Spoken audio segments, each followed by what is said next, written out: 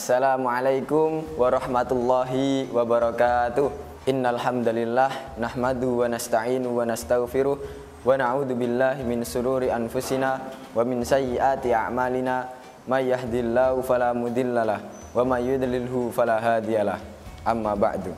Pertama-tama marilah kita panjatkan rasa puja dan puji syukur kehadirat Allah Subhanahu wa taala yang telah memberikan kita rahmat serta hidayahnya hingga kita dapat menghadapi bulan suci Ramadan ini dengan keadaan sehat walafiat. Kedua kalinya sholawat serta salam tetap tercurahkan kepada junjungan Nabi besar kita Muhammad Shallallahu Alaihi Wasallam yang telah membimbing kita dari zaman kegelapan hingga jalan yang terang benderang, yakni ad-dinul Islam. Saudara muslim yang dirahmati Allah, kita saat ini berada pada bulan yang penuh berkah, bulan yang biasa kita sebut dengan bulan puasa, bulan yang dimana kita diwajibkan untuk berpuasa di dalamnya, yang dinamakan puasa Ramadan. Sebagaimana Allah mengatakan pada surat Al-Baqarah ayat 183 yang berbunyi, A'udzubillahi minasyaitonirrajim, Bismillahirrahmanirrahim. Ya ayyuhalladzina amanu kutiba alaikumussyam kama kutiba alal ladzina min qablikum la'allakum tattaqun.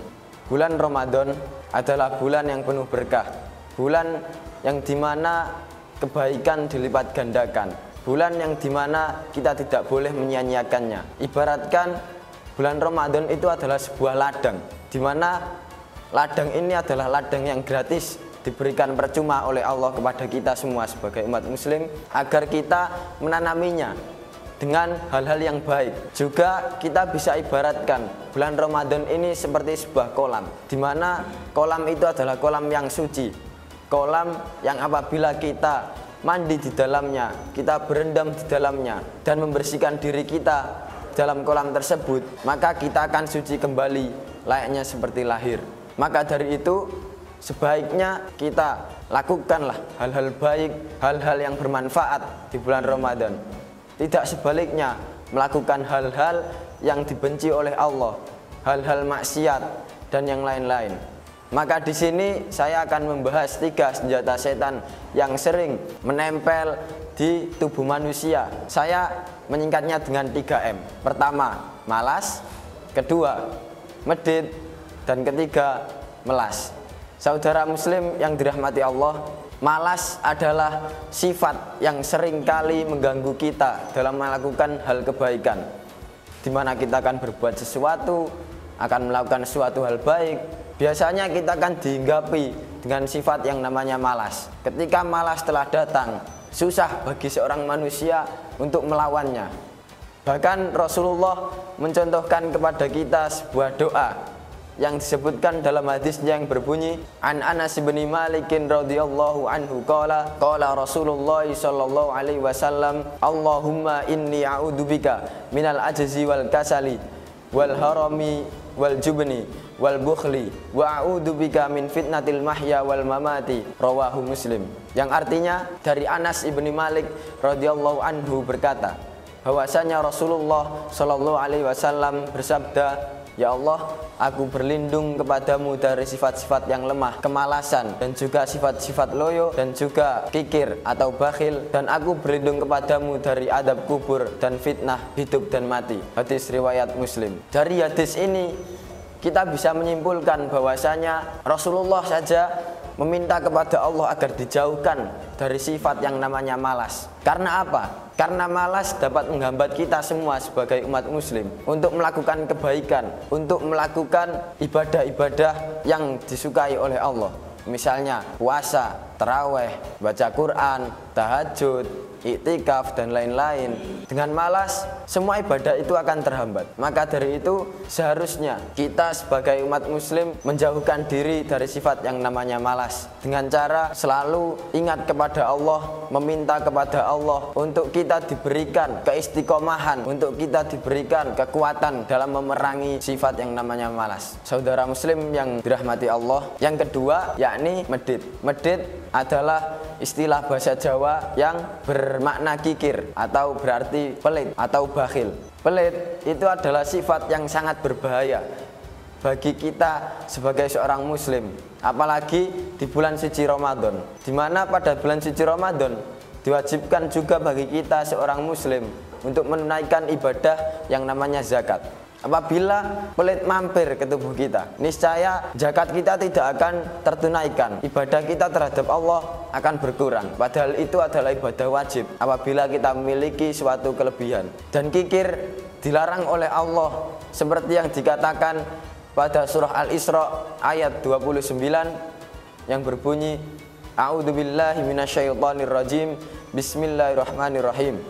Wala taj'al yadaka maglulatan ila unukika wala tabsutha kullal basti wa taq'uda maluman mahsura. Yang artinya, dan janganlah kamu membuat tanganmu terbelenggu ke lehermu, dan juga janganlah kamu mengulurkannya sehingga kamu menyesal. Pada ayat ini Allah menjelaskan bahwa sifat kikir atau bakhil itu sangat dilarang. Diibaratkan tangan yang terbelenggu di balik leher kita, yang bermakna bahwa kita tidak boleh untuk menarik tangan kita untuk tidak memberi kepada sesama muslim, untuk tidak memberi kepada orang-orang yang berhak menerima zakat. Dan juga Allah melarang kita untuk melepaskan semuanya, karena itu akan membuat kita menjadi hina ataupun menyesal di kemudian hari. Maka dari itu baiknya kita sebagai umat muslim untuk selalu menjauhkan diri dari sifat bakhil ataupun kikir, dan juga selalu berdoa kepada Allah agar kita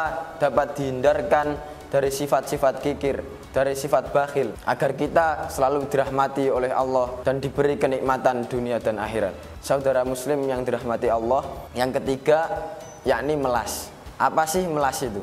Melas itu dimana kita meminta belas kasihan seorang untuk memberikan kita suatu hal.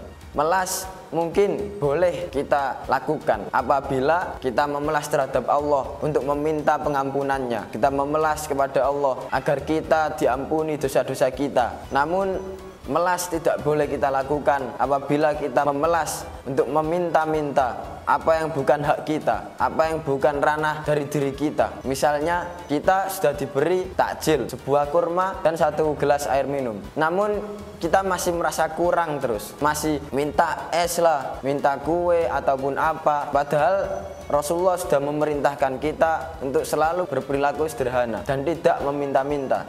Maka dari itu, marilah kita semua untuk selalu meminta kepada Allah perlindungan dari sifat-sifat malas, sifat-sifat bakhil, kikir, dan juga melas. Maka jauhilah sifat malas agar kita mencapai kenikmatan yang tak terbatas, dan jauhilah sifat medit agar kita selalu diberikan Allah alam barzah yang luas, bukanlah alam barzah yang sempit. Dan melas boleh kita lakukan apabila kita memintanya kepada Allah untuk meminta pertolongan. Mungkin itu saja yang dapat saya sampaikan pada kesempatan kali ini. Nun wal qalami wa ma yasturun. Summa salam. Wassalamualaikum warahmatullahi wabarakatuh.